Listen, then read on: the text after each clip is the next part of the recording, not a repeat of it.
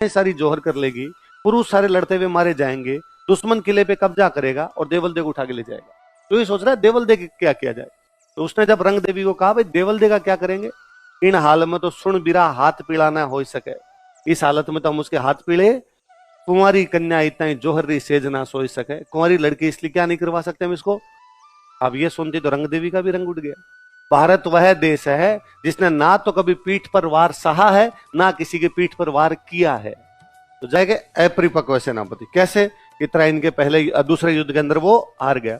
पर हम कहते हैं भाई तराइन के दूसरे युद्ध से पहले जितने युद्ध हुए उनमें सब में जीता, और तराइन का दूसरा युद्ध तो था ही नहीं। रात को सोते हुए तो कोई मार के चला जाए, तो युद्ध जैसी स्थिति होती है उसमें हार जाता, फिर तो हम क्या पता है बात कहते भी अच्छे लगते। बाकी उसी गौरी को उसने तराइन के पहले युद्ध में हरा दिया था। उसके अलावा भारत में आसपास में उसके जितने राजा थे उनको हरा दिया था। इसका मतलब अपरिपक्व सेनापति तो इमेच्योर होता था, पहले ही हार जाता कहीं ना कहीं। देखो दूसरा क्या लगाया जाता है कि भाई तराइन के पहले युद्ध में जब सेना भाग रही थी तो उसने उनको मारा क्यों नहीं, आक्रमण क्यों नहीं किया, और गौरी को पकड़ लिया तो उसे छोड़ क्यों दिया, उसे जेल में क्यों नहीं डाला। पर हम कहते हैं ये पृथ्वीराज की गलतियां नहीं है, ये भारतीय संस्कृति के आदर्श थे। ये क्या थे, उस समय की भारतीय संस्कृति ये मानती थी कि यदि दुश्मन भागता हो तो उस पर आक्रमण करना, उस समय की संस्कृति के आदर्श था कि उस समय की भारतीय संस्कृति कहती है कि यदि दुश्मन माफी मांग ले तो उसको मारना, उसको बाद में छोड़ दिया जाना चाहिए। हर काल के, हर कल्चर के, हर समय के, हर टाइम के वैल्यूज अलग अलग होते हैं, उनके आइडियल्स अलग अलग होते हैं। पृथ्वीराज के समय के वैल्यूज अलग थे, आज के समय के वैल्यूज अलग। आज हो सकता है हम कहें कि नहीं दुश्मन को पकड़ के मार देना चाहिए, उसको छोड़ना नहीं चाहिए, उस समय लोग ऐसा नहीं सोचते थे। और मैं तो कहता हूं यदि पृथ्वीराज गौरी को पकड़ के मार देता, हम पृथ्वीराज के बारे में पढ़ते ही नहीं। लोग इतनी आलोचनाएं करते उस टाइम की, क्या राजा था, एक तुम्हारे सामने पड़ा था बंदा बेचारा, माफी मांग रहा था और फिर भी तुमने मार दिया, किस बात के आदमी। मुझे याद आता है ये तो पृथ्वीराज का टाइम तो चलो 800 साल बाद में, अब तक भी हम जब कॉलेज में पढ़ा करते तो यूं सुनते कि कोई साथ का दोस्त है वो लड़ाई करके आए 5 लोग, और आके कभी 5 लोगों के बीच में, सीनियर के बीच में बातें की आज तो कॉलेज में लड़ाई हो गई थी और हम 5 थे और वो मिल गया था आज एक फलाना, भयंकर पीटा उसको, हमने माथा फोड़ दिया उसका। और कोई सीनियर उसको कहता अरे यार ये कोई लड़ाई होती है, अकेले को देख के तो कोई मार दे। उसमें से कभी को हमारे साथ वाला सिर में लट खा के आया, माथा फूटा हुआ, इधर से खून बह रहा है, वाह भाई मेरी लड़ाई होगी आज, क्या हुआ, अरे वो 4-5 मिल गए थे पर भाई वहां से भागा नहीं था, मैं खड़ा हो गया लड़ा उनसे, एक मेरे पड़ा पर 2-4 के तो मैंने फोड़ दिए थे, शाबाश मेरे चीते, कोई नहीं पट्टी बंधवाते हैं। हम आज दिन तक ऐसे सोचते हैं, आज दिन तक हमारा स्टेटमेंट ऐसा होता है, भारत वह देश है जिसने ना तो कभी पीठ पर वार सहा है, ना किसी के पीठ पर वार किया है। तो जब हम ये कहते हैं हमने पीठ पर वार सहा नहीं, इसका मतलब हम युद्ध से भागे नहीं, हमने पीठ पर वार किया नहीं, इसका मतलब भागतों पर हमला, हम आज दिन तक वैसे ही सोच रहे हैं। तो आज के 1200 साल पहले किसी आदमी से अपेक्षा करना ये तो बहुत गलत बात है। इसका मतलब है आप पास्ट को प्रेजेंट का फीता लेके नाप रहे हो, आप भूतकाल को वर्तमान का फीता लेके नाप रहे हो। यदि भूतकाल देखा जाए, पास्ट देखा जाए तो उस समय की वैल्यू देखी जानी चाहिए, और उस समय की वैल्यू यही कहती है। तो पृथ्वीराज अपने उन्हीं वैल्यू का क्या कर रहा था, पालन। हो सकता है आज के 1000 साल बाद में हम जिन बातों को मानते हैं लोग इनको ना माने। आज हम कहते हैं कि भाई मम्मी पापा के साथ रहना अच्छा माना जाता है, आज के 1000 साल बाद में क्या पता लोगों को इस बात पे भी बड़ी हंसी सी आए कि यार हमारे जो मम्मी पापा थे वो बड़े बड़े हो गए थे तो भी अपने मम्मी पापा के साथ रहते थे, यूरोप में नहीं रहते, वहां पे अलग अलग रहते। क्या पता कई साल बाद में लोगों को इस बात पे भी हंसी आए कि लोगों के जीवन में एक ही शादी होती थी, वो पूरी जिंदगी एक ही आदमी के साथ बिता दिया करते थे। यूरोप में नहीं होती, वो 3-4 करने के आदी होते हैं, वहां पे होती है 3-4। वहां पे उल्टा बच्चों की उम्र जैसे 16-17 होती है, बच्चे घर छोड़ के चले जाते हैं, और यदि बच्चे घर छोड़ के नहीं जाते तो घर वाले बाहर निकाल देंगे, बाहर निकल, पूरी जिंदगी अब तेरे को डालते रहेंगे और तेरा कमा खा। तो वहां अच्छे अच्छे परिवारों के जो बच्चे होते हैं वो पेट्रोल पंप पे तेल भर रहे होते हैं, कहीं पिज्जा बर्गर डिलीवरी शॉप के अंदर काम कर रहे होते हैं, कहीं पे सफाई कर रहे होते हैं, कहीं कारण कि अपना कमा के खाना है तो कुछ ना कुछ करना पड़ेगा। उनको कतई बुरा नहीं लगता, उनको ठीक लगता है, उनके देश की कल्चर वही है। अपने यहाँ पे 16 छोड़ो 26 तक भी घर वाले सब्जी के लिए नहीं बेचते, टाबर है रुल जैसे। तो अपने अभी तक भी अपने मेंटेलिटी अलग है भाई, उनकी मेंटेलिटी अलग प्रकार के।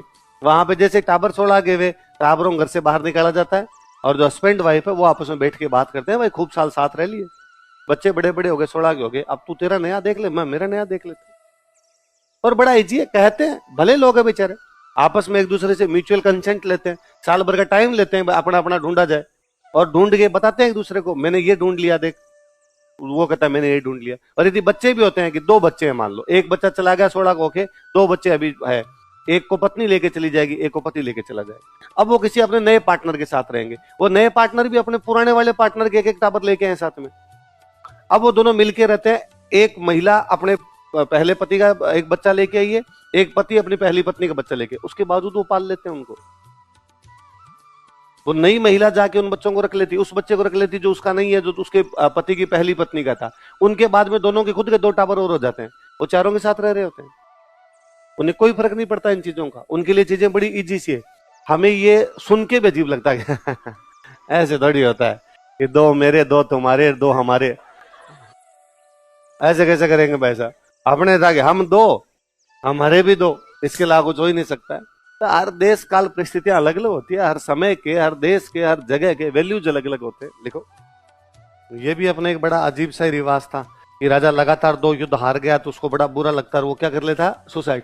और ऐसे कई एग्जाम्पल है, जब राजा लगातार 2 युद्ध हारे वो बाद में सुसाइड करके, वो शायद थोड़ा सा दुश्मनों से भी सीख लेते। तुर्क कितनी बार हारे, कब हारने लगे थे, उसके बावजूद वो लड़ते रहे, तो 1192 में सक्सेस हो गए। 1192 में दिल्ली पर कब्जा कर गए, और एक बार कब्जा नहीं किया उसके बाद 700-800 साल तक वही रहे। हरिराज भी क्या पता सुसाइड नहीं करता, वापस लड़ाई की तैयारी करता, ये जीत जाता। जीवन ही समाप्त हो जाएगा तो उसके बाद तो सारी चीजें क्या हो जाएगी, जान है तो है ना। इसलिए सबसे पहले तो अपने को घबराना। इमरान खान पाकिस्तान का प्रधानमंत्री था, आजकल तो जेल में। तो भारत ने अटैक किया 2019 में, जब वो सर्जिकल स्ट्राइक वो हुई थी ना, तुम तो बच्चे रहे होंगे 2019 में, तुम समझते थे चीजों, बड़े थे थोड़े। तो तब इमरान खान का संसद में बयान था, उसकी पहली लाइन उसने बोली थी कि सबसे पहले तो अपने को घबराना नहीं है सबसे पहले तो अपने को, तो वो लाइन मैं आपको ही बोल रहा हूँ कि सबसे पहले तो अपने को घबराना। जिंदगी में 2 ही चीजें हैं, या तो सफलता या असफलता। असफलता से हम नई चीजें सीख सकते हैं, हम आगे बढ़ सकते हैं कि और इसके अंदर क्या किया जा सकता है। आजकल आप टाबर एक पेपर के अंदर एक टेस्ट में नंबर कम आते हैं, दूसरे दिन आकर मुझे लगता है मेरी डिप्रेशन है। ये तो मैं पूछना चाहता हूं कि तुम्हें लगता कैसे है ना, उस लगने के तरीके को जानना चाहता हूं। सर कई दिन तो उसने बात की थी, अब तो बात ही नहीं करती, इस चीज का डिप्रेशन है। नए नंबर का बाढ़ और तो क्या कर सकता है ना, पहले तो नहीं करनी चाहिए थी बात, और कर ली, अगली नहीं कर रही तो अपने छोड़, पढ़ाई पे ध्यान दे। पर ना, बंदा इसमें भी 5-7 दिन गम जीता है, फील करता है पूरी तरीके से एकदम। तो इन चीजों का लोड अपने लेना, इसमें हम जो हमारा, मैं कल परसों कहां बता रहा था कि हम ज्यादातर है ना, आजकल वाले बच्चे, आप 2 चीजों को सोचते हो, या तो जो हो गया वो, या जो होगा वो। या तो जो हो चुका है कि सर मेरे से पढ़ाई नहीं हुई 2 महीने तक, अब मैं आगे कैसे करूंगा, ये सर मेरा सिलेक्शन नहीं होगा, तो पीछे वाली चीजों को सेट नहीं किया जा सकता। हो गई वो तो हो गई, क्या करना उसमें, तो आगे वाली को आप जाके सेट कर नहीं सकते। हाथ में क्या है वो नहीं करना बस। मैं कई बार कहता हूं यार सर मैं पीछे वाले 2 महीने की छूट गई, अब मैं क्या करूं, कुछ नहीं करना, भूल जा। आज जो बच्चा मेरे को शाम को 7 बजे बैठ के बातचीत कर रहा होता है मेरे से, सर 2 महीने तक कोचिंग नहीं आया था, बीच में मेरे तो एग्जाम आ गए थे सर, सेमेस्टर आ गया था, मैं बीमार हो गया था, घर पे काम आ गया था, दीदी की शादी हो गई थी, 2 महीने पढ़ ही नहीं पाया, दिमाग खराब रहता है सर आजकल तो मेरा पूरा। आज क्लास कितने से कितने बजे थी, 7 से 1 बजे से लेके अब तू मेरे पास जब 7:30 मिल रहा है, क्या किया, तो दिमाग खराब था सर, कुछ किया ही नहीं बस ये सुधार ले अपने, हो गया उसको तो सुधार सकते नहीं। ये थोड़ी एक दीदी की शादी में 2 महीने खराब करके अब पीछे जाके दीदी की शादी को रिवर्स कर दोगे, होने नहीं दूंगा मैं शादी, और मैं 2 महीने खराब नहीं करूंगा। वो तो जो चीजें होनी थी वो हो चुकी है। या इस बात का सोचता रहता कि मेरा सिलेक्शन नहीं होगा तो कि क्या इलाज, तो होगा तो ये है कि रोड पे जाएं गाड़ी के अंदर बैठ कर, उस समय कोई ट्रक ठोक जाए तो इसका मतलब ये थोड़ी है कि पैदल चलें और एक हेलमेट लगा लें और साइड में चलें। कोई गाड़ी वाला है कि ना प्लीज इधर मत आना, तुम्हें नहीं दिख रहा मैं पैदल चल रहा हूं, तो ऐसे तो कहां जिएंगे। इसलिए अपने को ज्यादा फोकस इस पे करना है अभी क्या किया जा सकता है। देख लो तुर्कों ने किया, यदि वो इसमें लगे रहते कि यार हमारे तो इब्राहिम हार गया था, शहाबुद्दीन हार गया था, बकुली शाह हार गया था, गर्जन मातंग हार गए थे, खुसरो शाह हार गया था, तुर्क हार गए थे, अब हम क्या करेंगे? आते ही नहीं। और यदि ये सोचते कि मैं भी हार गया तो भी नहीं आते। पर वो आए, बार बार आए, हारने के बावजूद आए तो जीत गए। अपने यहाँ 2 टेस्ट में नंबर कम आए एक भाई के, सुसाइड कर गया। क्या पता हरिराज जिंदा रहता तो इतिहास अलग प्रकार का होता। हरिराज दिल्ली पर यदि दोबारा कब्जा कर लेता तो आज हम पढ़ते चौहानों का सर्वश्रेष्ठ राजा कौन था? हरिराज था। पर चूंकि वो मर गया तो अब हमारे पास 2 कहानी है। उसने दिल्ली पर आक्रमण किया, हार गया, दिल्ली वालों ने उस पर आक्रमण किया, हार गया, उसने आत्महत्या कर ली। 3 लाइनों में इतिहास खत्म है। इसलिए जीवन में सबसे अधिक आवश्यक है संघर्ष।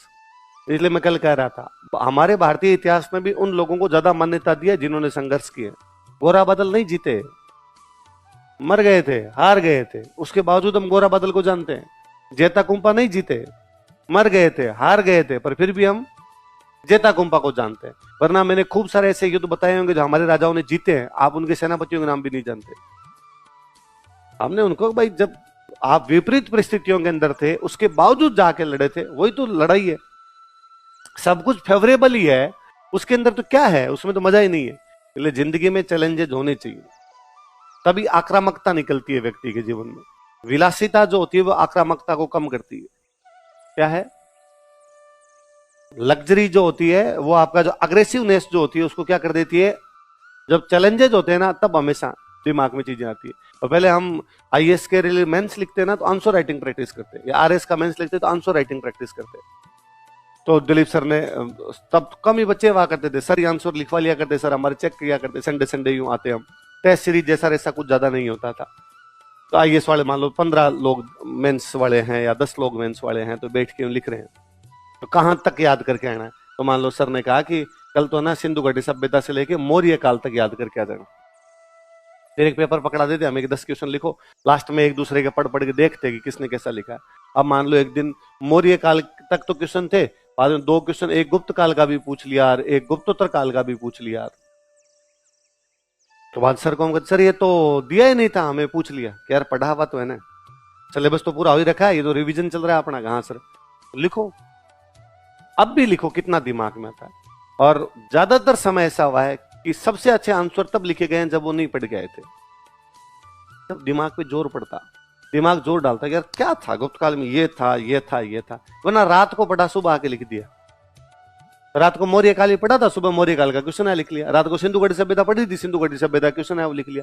गुप्त काल 2 महीने पहले पढ़ा था, अब क्वेश्चन लिखना है कि जो नहीं आता उस पर लिखने का अभ्यास किया जाए, और तब वास्तव में अच्छी चीजें निकल के आती है। और तब कई बार लगता है कि अरे यार मैं गजब इंटेलिजेंट हूं यार, ये क्या लाइन लिखी है यार, ये लाइन तो किताबों में नहीं है पर मेरे दिमाग में अब आई है, मैं यहाँ लिखते समय मैं अच्छा कर गया इस चीज को।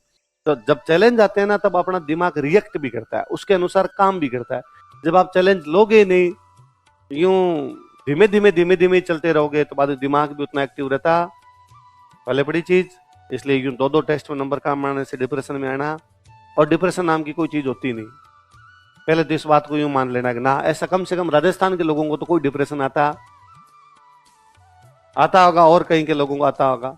सीन बी लगाओ अभी तो लगे। सी मतलब सर्दी, सी मतलब, बी मतलब डर, बी मतलब सीन बी लगाओ अभी तो लगे। सर्दी और डर जितना लगाओगे उतना लगेगा। 3 स्वेटर पहन के ऊपर जैकेट पहन के कंबल ओढ़ के तो भी आदमी यूं करता रहता है, और कई यूं एक नॉर्मल शर्ट पहनी हुई, टी शर्ट पहनी हुई, उसके अंदर ही घूमता रहता है, नहीं लगती उसको, नहीं लगती। डर, किसी को यूं रात को पानी पीने जाते टाइम भी 2 बार आंखें बंद करके जाता है, भूत ना दिख जाए। ये का ये कोई खेत में गंगानगर साइड में रात को पानी लगा रहा होता है, व्यक्ति अकेला ही होता है, नहर के पानी में ठंड के अंदर ही खड़ा रहता है, उसको दोनों नहीं लग रहे होते हैं। तो ये आप पे डिपेंड करता है कि आप कितना लगाना चाहते हो, तो वो का वो आपके डिप्रेशन वाला है। पर होता क्या जी, बंदा फील लेना चाहता है कि मैं हूं डिप्रेशन में, खुद को ही लगाना चाहता है कि नहीं मैं दुखी हूं, दिखाना भी चाहता है, मुंह लटकाया वैसा रखेगा। कोई पूछेगा क्या डिप्रेशन में चल रहा हूं आजकल, तो अगला बंदा भी कहता भाई सब हो जाएगा, चिंता मत कर, है ना। सहानुभूति जीवन में सबसे बुरी बात है। जीवन में कभी किसी से सहानुभूति लेनी, यूं एग्जाम में फेल भी हो जाओ और कोई आगे कहने अरे भाई कोई बात नहीं, चुप रह, पंचायती मत कर, क्या कोई बात नहीं, मैं मेरा पढ़ लूंगा कर लूंगा, तू तेरा देख ले, है ना। जब आप ये करने लग जाते हो ना कि लोग आपको ये कहते हैं कि यार तू तो पढ़ाई में तो बहुत अच्छा था, तेरा सिलेक्शन नहीं हुआ, बुरी बात है, आपको अच्छी लगने लग जाती है वो चीजें। तेरे साथ बहुत बुरा हुआ जीवन में, आगे तू कुछ और कर लेगा, फिर आप आगे करना ही नहीं चाहते। आप चाहते हो मेरे पास डेली कोई ना कोई आए और मेरे को आगे कहे कि बहुत बुरा हुआ।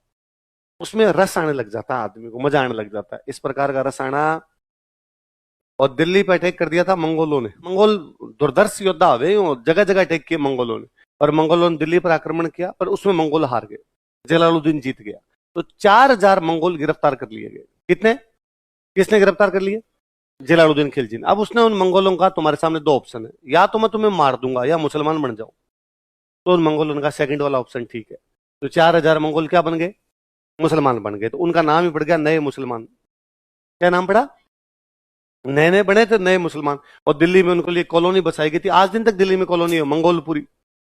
कौन सी? जहां मंगोल रहते उस जगह का नाम क्या पड़ गया? इसके 3 साल बाद 1299 में अलाउद्दीन खिलजी गुजरात पर अटैक करता है। कौन? कहां पे अटैक करता है? तो सेना के अंदर नए मुसलमान भी गए, जो मंगोल थे नए मुसलमान गए।